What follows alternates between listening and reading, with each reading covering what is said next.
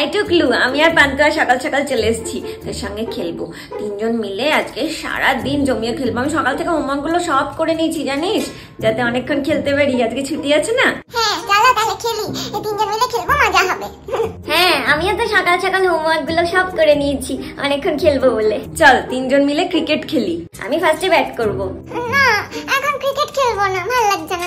চলো না রান্নাবাটি খেলি, আমার একটা চোখ পিট পুতুল নিয়ে আসি। চোখ পিট পুতুল? ওকে সাজিয়ে গুজিয়ে রেডি করে স্কুলে পাঠাবো, তার আগে আমি রান্না করবো। আর তুমি আর পান্তুয়া বাজার করে নিয়ে এসো, আর চিকেন নিয়ে আসবে। ও কিন্তু চিকেন ছাড়া খেতে পারে না জানো। বাজার, রান্নাবাটি, ক্রিকেট খেলবো না? টুকলু রান্নাবাটি?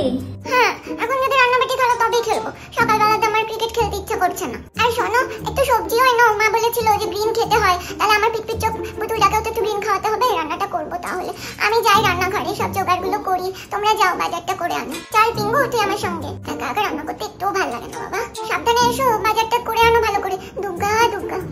তোকে বললাম আমি আর তুই ক্রিকেট খেলি, টুকলুদের বাড়ি এসে দেখলি তো এখন বাজার করতে হবে। রান্নাবাটি খেলতে আমার একটুও ভালো লাগে না।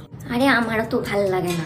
শোনো না বিক্রু দাদা, তাড়াতাড়ি করে বাজারটা করে নি, দিয়ে একটুখানি খেলে আমরা চলে যাব, দিয়ে আমাদের বাড়ি গিয়ে ক্রিকেট খেলবো, বুঝেছো?